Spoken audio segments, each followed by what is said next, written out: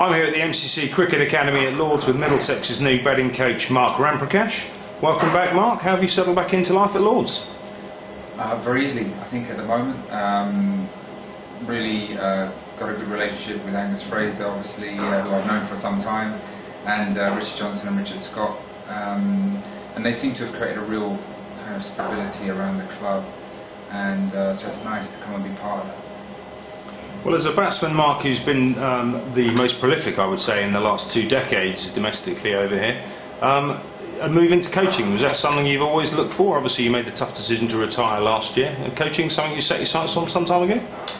It was a tough decision to retire because cricket's been my life for such a long time. And I think a lot of players go into coaching perhaps just as kind of a natural reaction to retiring. What's the next thing to do to coach? And I wanted to find out about coaching and whether I had a passion for it, and I'm still in that finding out stage really.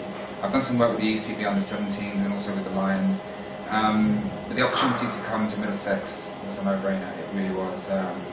Knowing the club so well and a lot of people here, yeah, I'm really looking forward to the challenges ahead, and I'm very happy to be back. Well, obviously you've joined an established coaching team already in Richard Scott, Richard Johnson, obviously Angus in the role of MD of cricket. Can't shed the tracksuit too often, he's often in the nets. You kind of complement that team brilliantly. I mean, it must be great to join such an established team. It is, and I think that towards the end of my career as a player, I very much wanted to keep evolving and keep learning, because the game keeps evolving. So as a player you can't really stand still, and to try and stay one step ahead of the opposition you have to have an open mind to try and keep learning. And so I very much want to have that in my coaching, that of course I'm learning all the time.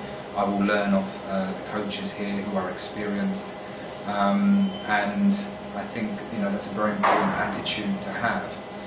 But having said that, I hope to also contribute to the players with, I suppose, 25 years of playing experience. I hope that that knowledge and database will come in very handy for the players.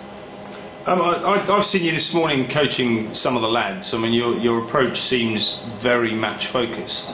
You seem to kind of draw a real reality on it, which is quite different from the way Mark O'Neill used to tackle things. Is that something you've really tried to work on?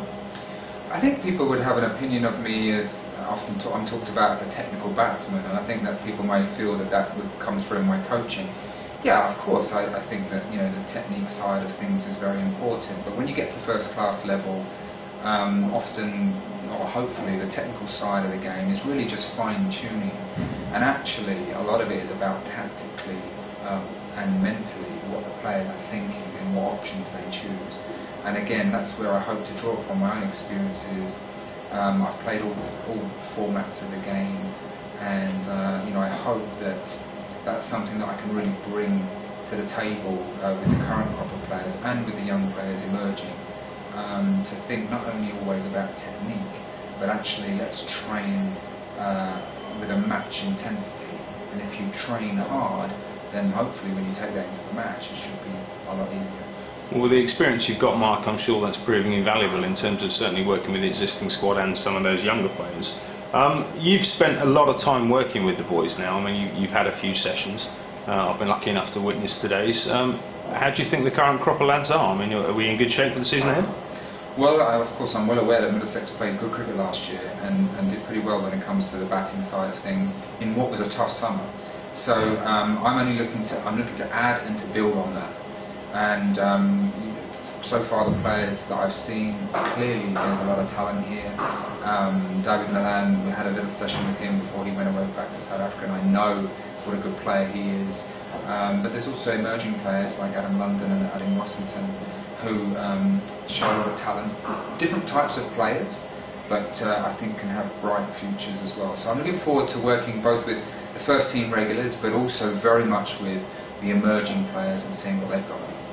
Fantastic. Well, that's all good to hear, Mark. Now, final question, Mark. Do you have any aspirations for the year ahead? I mean, have you Jono and Scotty sat down and talked about the year ahead? I mean, obviously third last year, an outstanding year back in the top flight. What lies ahead, really? Well, I'm not going to set any targets of silverware or things like that. Obviously, that's the ultimate prize, and we all want to be part of that. But very much the process is what I'm focusing on, which is the training with intensity, not just hitting a huge amount of balls for the sake of it, but the types of training as well. Looking to really challenge the players, ask questions of them. Where can they improve? How can they develop as players? That's where I'm going to concentrate on, and hopefully by doing that, those players will improve and the results will come. Well, Mark, thanks ever so much for your time today. A huge welcome back from all of us here at Middlesex. It's great to have you back, and all the very best of luck for the season ahead.